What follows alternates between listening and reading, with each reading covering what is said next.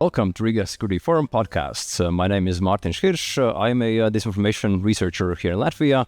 And today with me we have someone who's also working on disinformation, but in Canada, Marcus Kolga. He's a journalist, activist, and he has his own organization, DisinfoWatch, which is the leading Canadian fact-checking disinformation aggregating organization. And what's, I think, important for this region, he's on Russian sanction list. That gives a lot of credibility to what he's saying. He has done something that Russia has been quite upset about. And to us in the Baltics, this tells quite a lot. Welcome, Marcus. Thanks so much for having me on, Martins. So here from the Baltic perspective, we don't hear that much about disinformation in Canada. Our perspective is that in Canada, everything's great. They play hockey. We have survey data that biggest association with Canada is hockey here in Latvia. But what's the situation? What is the extent of Russian influence and the disinformation problem in Canada? Well, certainly. I mean, things are great overall in Canada. We do have our problems. But I think that most of your listeners will be probably surprised to hear that Canada has actually been a significant focus of Russian information and influence operations already for 80 years. We know this because back in 1945, there was a GRU colonel working in the Soviet embassy at the time, and a man named Igor Guzenko, who in 1945 decided to defect with his family. One night, he filled up a suitcase full of important top secret documents and walked out of the embassy with them, and tried in vain, actually, for 3 to 4 days, knocking on various different doors of newspapers, other media, even various different ministries. Everyone rejected him.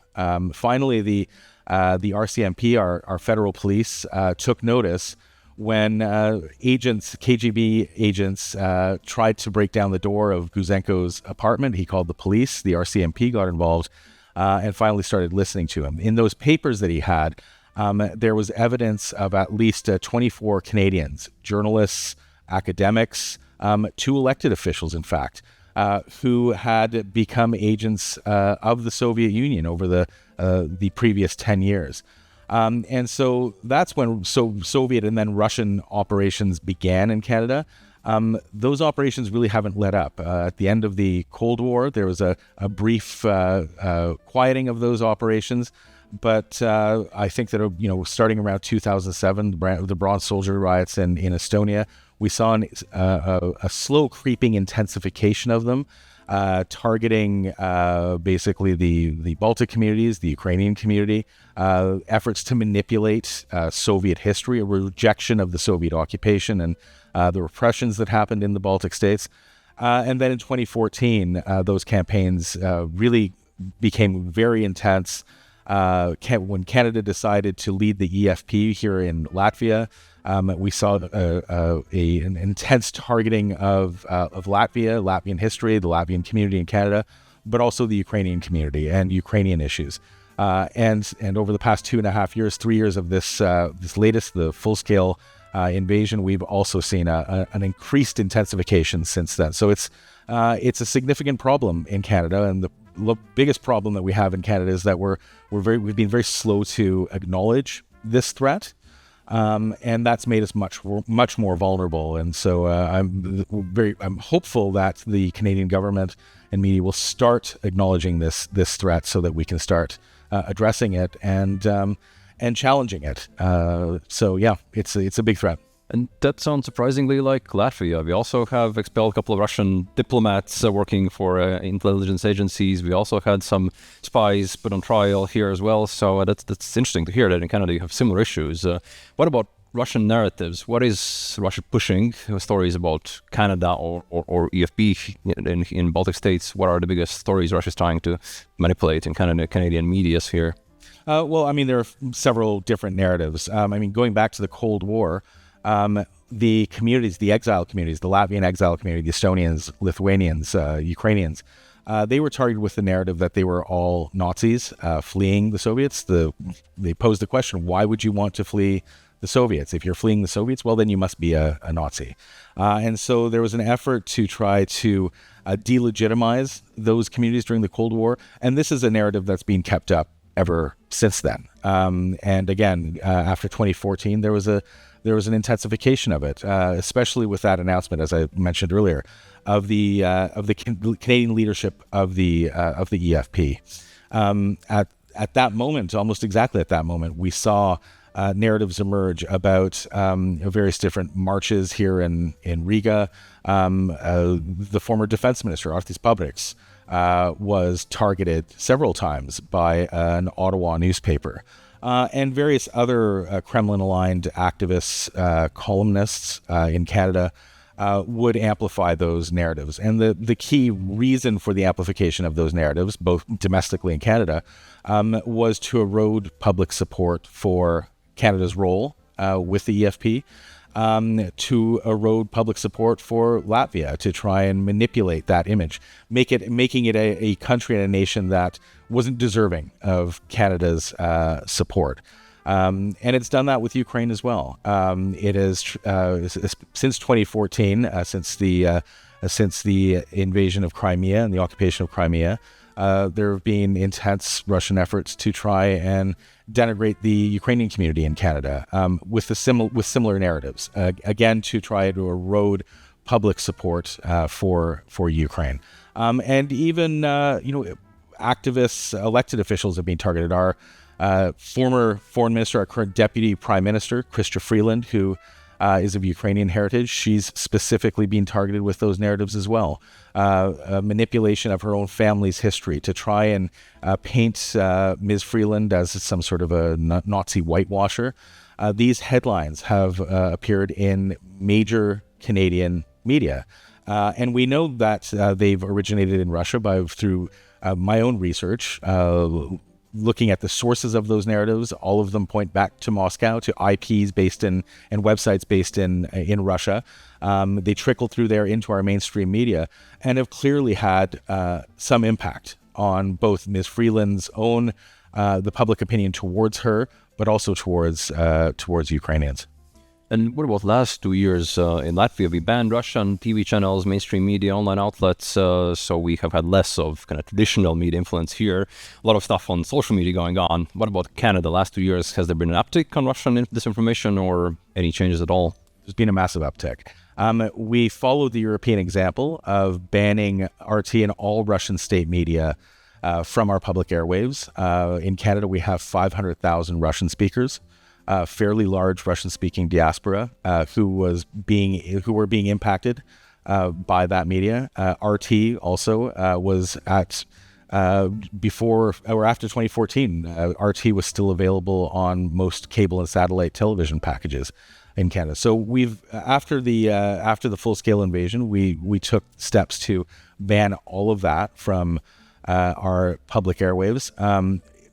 We didn't go as far as the European Union. And we should be, and I'm trying to advocate for that in Canada, to ban all of those platforms from the internet as well. Right now, if you're someone like me who's active on Twitter all the time, or X as it's called, I get suggestions for stories from RT coming up on my feed. And so that's a significant problem for Canada. The other problem that we have is that we've placed sanctions on Russian state media, RT as well. But we've had some unscrupulous entrepreneurs in Canada who have figured out ways to circumvent the bans on Russian state media on our airwaves. And so there are two companies, one based in Canada, that are producing these sorts of USB devices that you can put into the back of your television. And you pay $15 for the device and then an additional $20 a month for the service. And when you plug that into your television, all of those channels that are on our sanctions list and are banned from our airwaves are still streaming into Russian homes in Canada. And if you speak to Russian-speaking journalists in Canada, they'll tell you that upwards of 50% of the 500,000 Russian speakers are using these devices, circumventing our sanctions, and are under the threat of being radicalized by Russian state media. So all of this is a significant problem in our country. And what about local actors? Because in Latvia, it's not just external. There are also local political leaders. There are local media. There are local influencers who are disseminating stories beneficial of Russia. In Canada, you have a similar issue that local individuals, Canadians, essentially peddle Russian propaganda.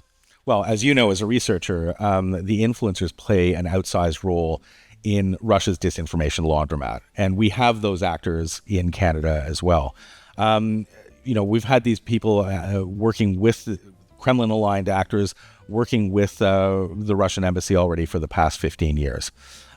They play that important role of taking those narratives and we know that they're taking them from the Russian embassy because they've admitted so much. And these are columnists writing in mainstream Canadian media. So they will be contacted, they will be pitched stories by the Russian embassy, many of them focusing on Latvia, on Ukraine, on our own armed forces. And they publish those. They amplify those Russian-aligned narratives. Now, I'm not saying that they're getting paid necessarily to do this work, but there is clearly an alignment that's happening, and it's not just one. There are multiple writers, also prominent activists on the far left and the far right, who are doing this work on behalf of the Russian government and whitewashing the fingerprints of the Russian state on those narratives. One of the most shocking cases, a clear smoking gun of Russian efforts to influence our information space emerged just at the end of the summer. An FBI, a Department of Justice indictment against an organization called Tenet Media was published. This was a case where RT, two employees, approached two Canadians, right-wing, far-right influencers, offering them $10 million to promote various different narratives, Russian state narratives, in the North American information space, but also specifically in Canada, demonstrating that Canada is quite clearly an important player when it comes to Russian information operations. We know that two employees of RT were directing the development of content with that $10 million. What the impact was of that information operation and of that $10 million, we don't yet know. But we know that millions upon millions of Americans and Canadians watched the content that was produced by Tenet Media. The other problem that we have is that money that flowed from Russia into Canada to the founders of Tenet Media was done during a period where RT was under our sanctions. And as of now, we're not sure. It doesn't appear that Canadian authorities are investigating any violations of our sanctions. This is something that we definitely need to do, because if we don't investigate these sorts of violations, those sanctions completely lose their deterrent effect. So it's critically important that they do that, and my fingers are crossed that somebody will start investigating those violations in the future. Oh, yeah. And I want to follow up on something you mentioned. So in U.S., we had Russian essentially influence operation 8 years ago. We had some activities 4 years ago. What about recent election? Have you seen any Russian meddling in U.S. domestic politics, attempts to influence recent election results? Well, I mean, it appears that there has been ongoing meddling. I mean, if you look at even just at Russian state media, RT, Sputnik, the media coverage, the reporting that's going on there is all very supportive has been very supportive of one specific candidate during the U.S. elections. So, I mean, these campaigns are definitely ongoing. And my understanding is that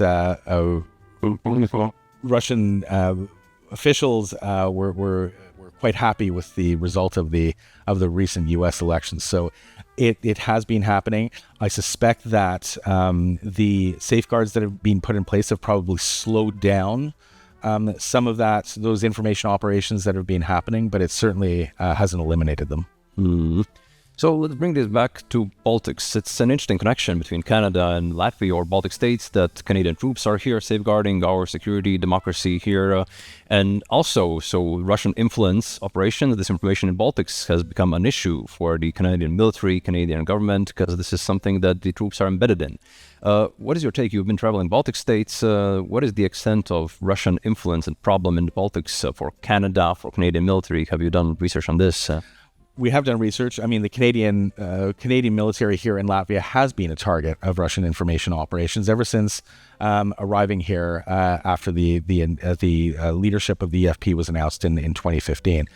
So they've been a consistent target. I think that efforts have been put in place, and significant efforts to try and detect those sorts of information operations inside Latvia. I mean, some of them have had a certain degree of effect, but I think that the Latvian government has, in comparison to other regional governments, certainly the Canadian government has put more resources towards defending against these sorts of narratives. And so some of the ones that we've seen, there have been stories about Canadian soldiers being responsible for the increase in rental prices throughout Riga and such, responsible for inflation. During COVID, there was a ghostwriter story, a GRU ghostwriter story that claimed that Canadian troops were responsible for the spread of COVID in Latvia. So there have been some efforts made to target our Canadian troops here in Latvia and to turn public opinion amongst Latvians against them. I don't think that they've been particularly successful. But those operations, as I mentioned earlier, are also happening in Canada to try and erode public support for this operation. And again, the manipulation of history is a significant way that they will do that. And there seemed to be some success in that, but I would say that ultimately the impact has been negligible. I think Canadian public support for the EFP here remains very high, remains strong. It could, of course, be stronger. We could have more resources put towards supporting this mission because, truth be told, I think as a Canadian, this is probably the most important peace operation of our generation that Canada could be involved in. So it does deserve more resources, and quite frankly, it could benefit from greater media coverage as well in Canada. It's a good news story, and I think that Operation Reassurance, as it's called, is doing a significant, or has had a significant impact on reassuring Latvians. And when I go to Estonia, I speak to Estonians about it as well. They're all aware of Canada's role here in Latvia and are appreciative of it. So it's something that the Canadian media itself could be paying more attention to. But one thing I will say is that traveling through the Baltics over the past decade, 15 years, and observing, witnessing how they are addressing Russian influence in information operations, they've taken a real leadership role in this. And there's so much more that I think Western Europe could be learning from Estonia's, Latvia's, and Lithuania's experiences and efforts to combat this. This is something that Canadians should be emulating, is looking at this region and again, adopting those measures that have been taken here to stop these sorts of, or at least deter and prevent these sorts of information operations in Canada. That's for me, and I think a lot of people in the Baltics is something we really happy to hear, because very often we have this impression that people from the West come and teach us what to do. Well, we've had 30 years of experience dealing with this. This is nothing new for us. As a Canadian Estonian, I've experienced that as well. And it is frustrating seeing some Canadians, some Westerners come here and to try and teach the Baltics how to deal with this, whereas they really are leaders. We've been called fascists for 30 years, Western governments only for the last two years. We've had much more experience with this. And this is my question. So what can the West learn from us? What are these best practices we've implemented that the West hasn't really thought of or is a bit lagging behind the Baltic states? Well, look, I think that the Baltic states and Baltic societies have this built-in resilience. There's I wouldn't call it maybe a cynicism, but they naturally consume information and media with a critical eye. Given all of the Soviet propaganda that these societies have had to endure, and Russian propaganda for 100 plus years. So we in the West, we just don't have that built-in sort of filtering system. So that's a natural advantage that Baltic societies have. But I think looking beyond that, I think that Estonia, Latvia, and Lithuania have been much better at attributing these sorts of attacks in terms of disrupting those sorts of operations. I think in the Western world, Canada included, we're still sort of admiring the problem, trying to prove to each other that it actually is happening. And I would say in many cases, including Canada, we're not taking the threat seriously enough. And so looking to the Baltics and how they are operating, the seriousness with which they are taking this problem and addressing it is something we can look at. And attribution is a key part of that. Education, ensuring that school-aged children are equipped with the cognitive resources to be able to critically consume media, have an understanding of when they're trying to be manipulated. This is something that the Baltic states, Finland, Sweden, all do extremely well, and we're not doing it at this point. In Canada, because we're a federation, it's far more complicated because there's so many jurisdictions that would have to come on board with this. But right now, the efforts that we're undertaking in this regard are just not adequate. So learning from that, and I think this calling out of influencers. You mentioned influencers earlier. I think the Baltic states do this extremely well. We need to start calling out those influencers, holding those individuals to account who are willingly, in the worst cases, are getting paid to act as amplifiers of Russian state narratives, are engaging in influence operations with politicians and media. We need to be calling them out and holding to account. And this is something that the Baltics do extremely well. One thing that has been a bit controversial in the West is that Baltic states banned Russian TV channels, Russian online news outlets, so basically mainstream media can't penetrate the Baltics anymore. But some Western government partners have been critical about that, talking about media freedom, talking about journalistic standards, but Baltic perspective is that Russian news, that's not journalism, that's not media, that's something different. What's your take on this? Should the Western governments also look more closely to what Russian media are doing and kind of rebrand it not as media but as propaganda or something else? Well, 2 points. I would say the first point is that Latvia, there have been efforts to try and control the flow of information from Russia into this country, as there has been in Lithuania, in Latvia, Ukraine. We're seeing it in other European countries. And this is, I think, a perfectly reasonable thing to do in order to make our societies less vulnerable and less susceptible to those information operations. Most importantly, though, is that what Western governments and media need to understand is that Latvia has become a democracy haven, actually, for Russian independent journalists, the ones that have been reporting the truth in Putin's Russia, the ones that have been reporting about the mass corruption, the kleptocracy, the repression of human rights, minorities, freedoms, those that have been forced to flee over the past 3 years. Where did most of them come? Most of them have come to Riga, to Latvia, because the Latvian government has demonstrated that they understand that these journalists are on the front lines of democracy, fighting authoritarianism in Russia. Someone needs to protect them. Someone needs to help them sustain that work in directly combating Russia's disinformation narratives. And so this is what Latvia is doing. Yes, is it controlling the flow of Russian state-controlled media in this country? Absolutely.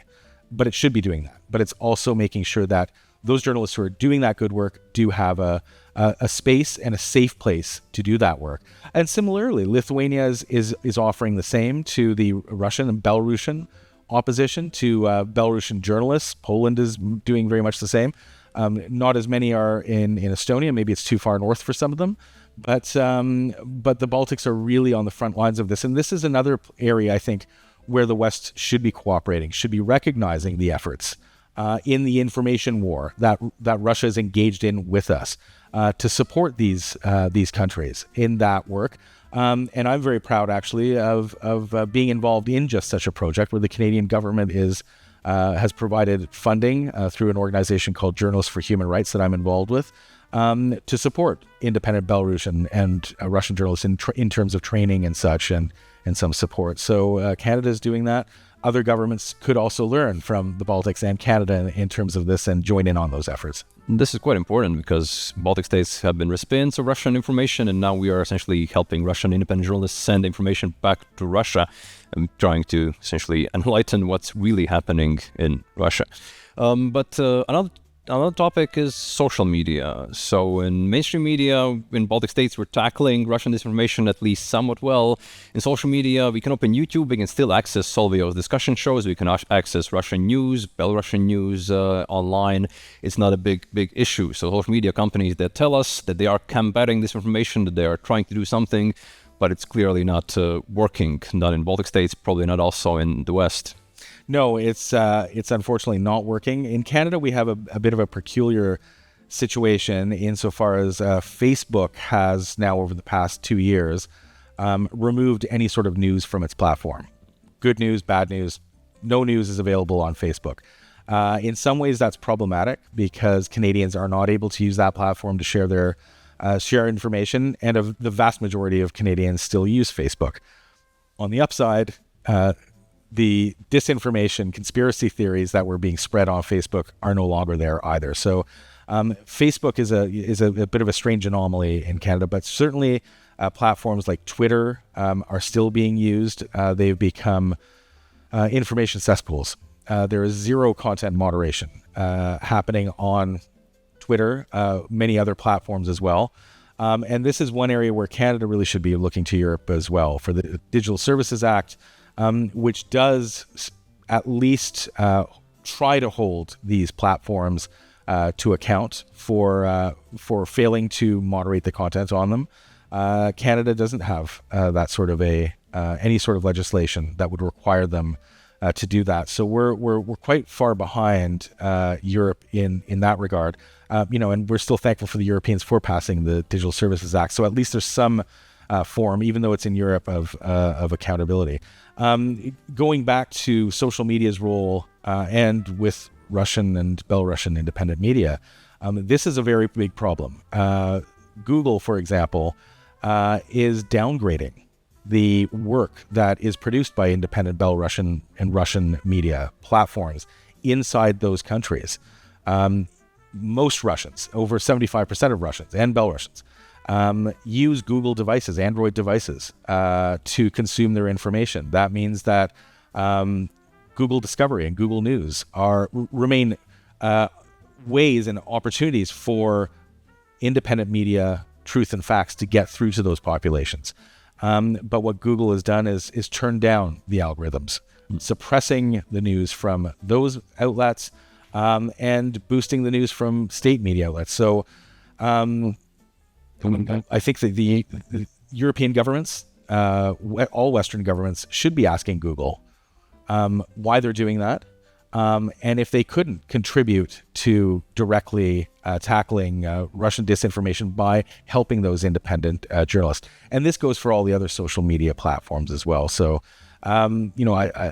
they're clearly problematic. There's still a lot more work to be done in terms of getting them to come on side to fight foreign disinformation.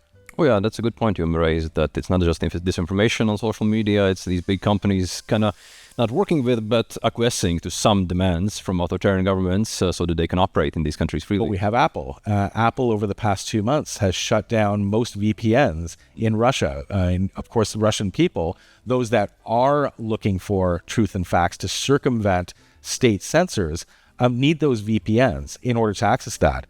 Apple has acquiesced to the Kremlin's demands to remove those VPNs, so reducing the availability of that news and for Russians to access it.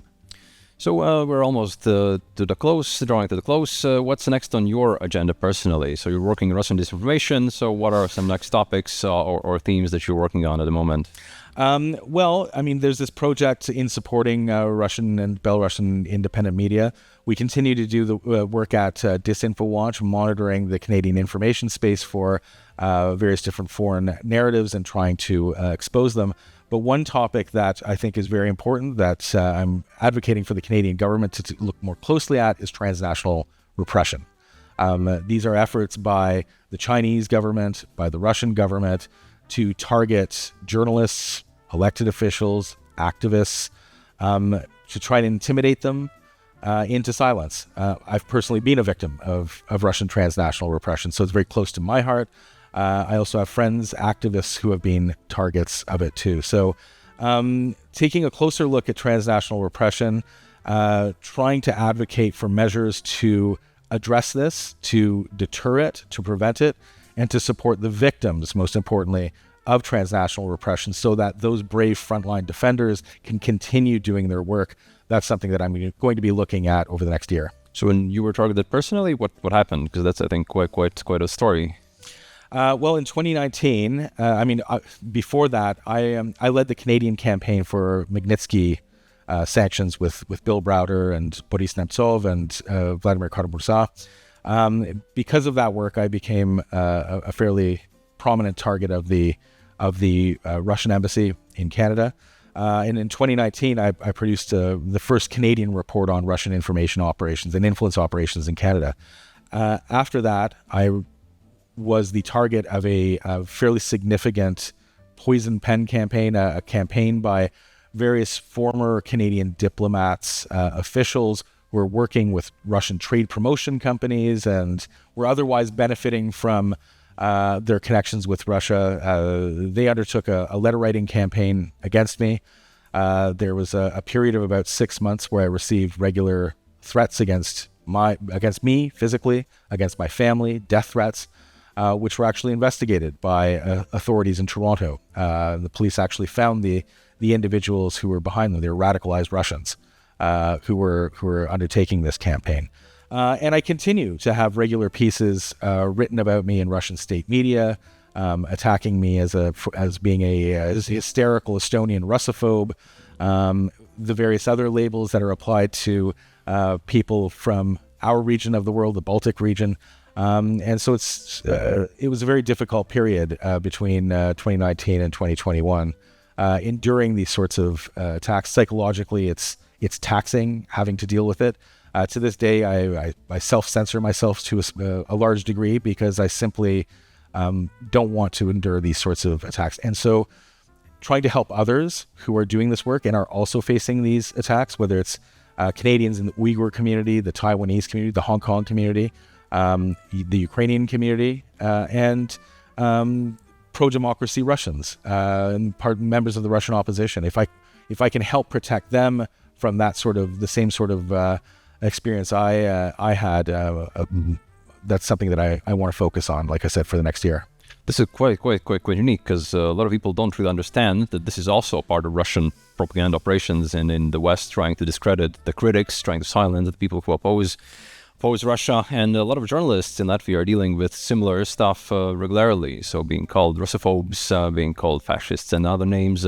What is your recommendation for people who are facing with these Russian defamation campaigns because you've experienced it yourself? Well, I benefited from having a large network that supported me. When I was enduring these attacks, I had people like Vladimir Kara-Murza, former Estonian President Toomas Hendrik Ilves, Bill Browder, former Canadian Justice Minister Erwin Kotler. They supported me and publicly came out in support of me and clearly stated that any sort of attacks against me are politically motivated, which they are. And I also had a network of activists, academics in the Baltic region, Patria, who has endured unspeakable attacks in Swedish media against his work in exposing Russian disinformation. I was lucky enough to be able to call Patrick and talk to him about what was happening to me, and he was able to help guide me. Jessica Aro in Finland, very much the same way. So for those journalists, those activists in Latvia who are enduring these, I mean, the hope would be that they would have somebody to talk to. They probably don't. And this is one of the things I'm advocating for, is for Western governments and civil society organizations to come together and to start talking about building these networks to support those activists, to support those journalists. And let's be frank, elected officials as well are often targets of this, whether it's here in this region or even in Canada. So that network exists, and so that future activists and those activists have the courage and the support to continue the important work that they're doing. I think this is a very good point to end on. If we are alone vis-a-vis Russia, we are weak. If we are together with colleagues, with friends, if we as a country are together with other Baltic states or European Union or the Western democracies, we are strong vis-a-vis Russia. If we're alone, we are small and we are weak. So thanks for tuning in Riga Security Forum. This was Marcus Kolga. Thank you also for talking to me about disinformation in Atlanta, across the other side of the Atlantic, because this is something we don't hear that much in Baltic states, this other perspective. But as you've heard, these issues, these troubles are quite similar across both sides of the Atlantic. Thank you, and see you again in the next podcast.